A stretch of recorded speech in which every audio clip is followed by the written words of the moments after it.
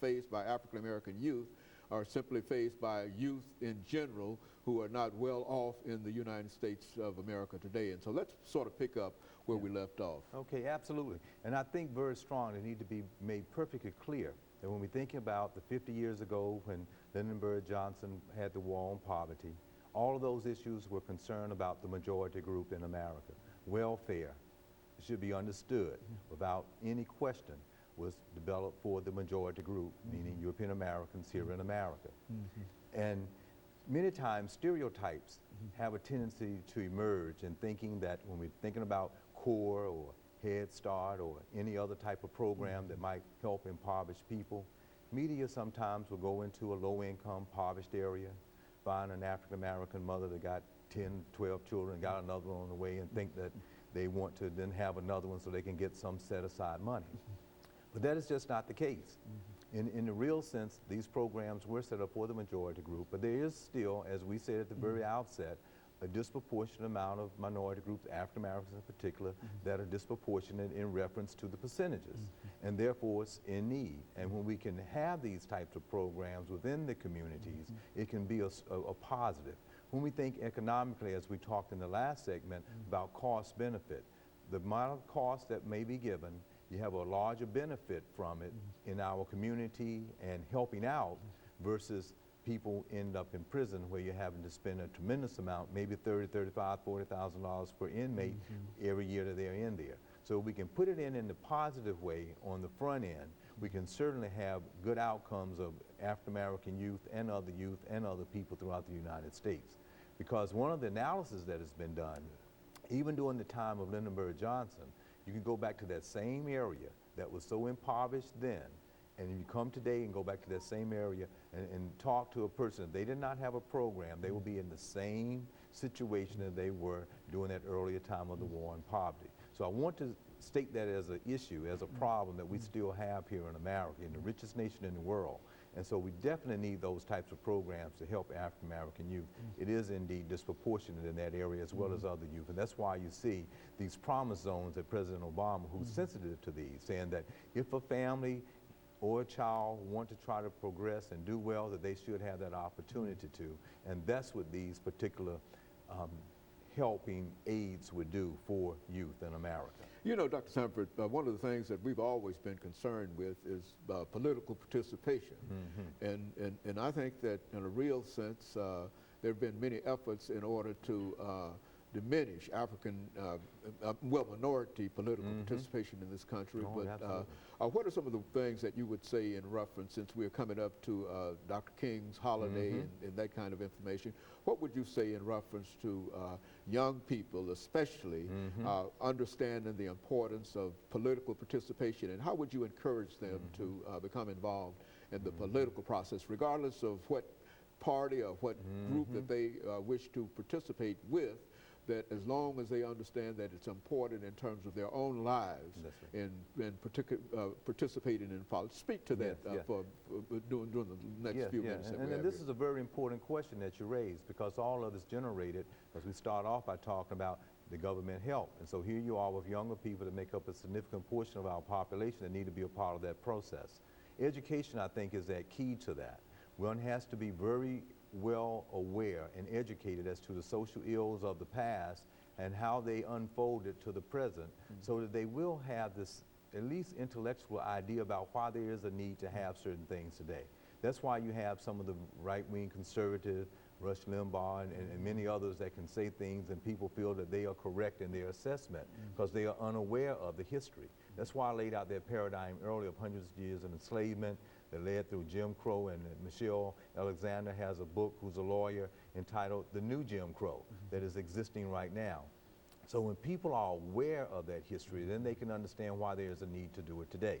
And you have a lot of problems going on in the politics and voting now people trying to redirect certain zones within certain districts so that when people do go out to vote, they know they will lose the percentage of their vote and they will not win that particular precinct. And so younger people need to be aware of this and need to be conscious. And I think through our educational process, and I would hope within the African American community, since it's on African American youth, our churches will become rejuvenated and understand some of the issues that you're bringing up on your program, like we're talking about today, and be encouraging for their youth. And then from there, they be very active. I think education is at the key.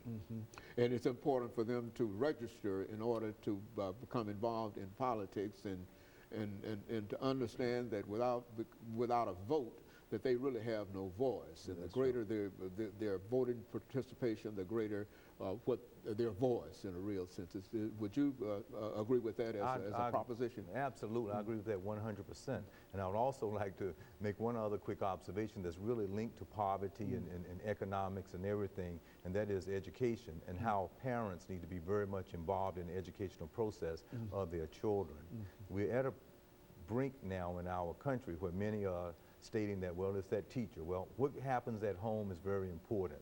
So given the programs, you have to be very active in it, but just because you have a computer, and that's not going to make a child learn. You have to spend time with them in that whole learning process. And I hope, given what we are talking about today within African American youth and poverty, we still need that engagement. And many people have been very successful that have lived in poverty, worse than we even know it today, that have come out and been very successful and just worked hard. But you have to go over something over and over again. Parents have to reinforce learning, and if they are doing that, I think we can have some very good outcomes. But that said, there is still a very strong need for programs to help people because that poverty-stricken situation that you're in brings about and causes a lot of different ills within the society in which we live in. And disproportionate African-American youth are involved in that.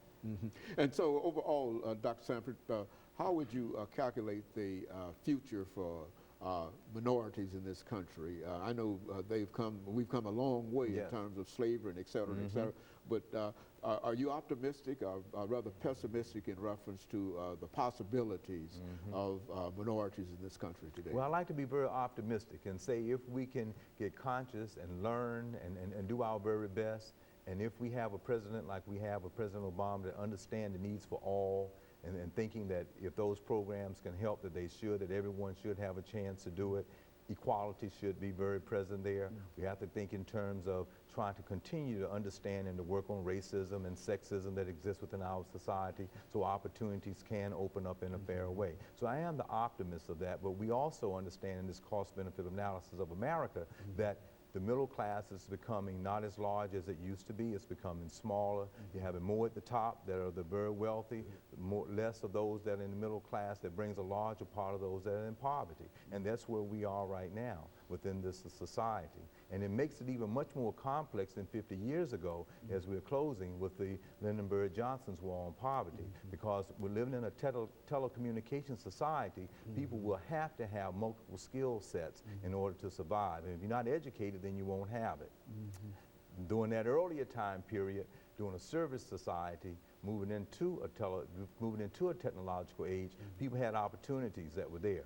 Everything has become very narrow to move into that middle class. So skill sets are going to be very important. So there are going to be these needs to help reach out and to help people. If not, they will find a way to do it, and it'll be in crime and delinquency. Dr. Sanford, let me tell you how delighted we are to have had an opportunity to talk about some of these issues with you today, because I know that you've been committed, and that's one reason we like to have you on, because you are committed and you have a real understanding and a lot of good, excellent information that all of our audience, not only the minorities, but all of our audience can profit from, because we know that this is the United States of America, and no matter how bad the situation is today, it was not as bad as where we started from. And so I think that as long as we keep that, and I think you've indicated that, as long as we keep that in mind, then there's nothing that can keep any of us back, any minority group, regardless. And so I want to thank you for giving us that information. And let me encourage our audience to tune in again next week for another informative edition of Comments. Thank you and good morning.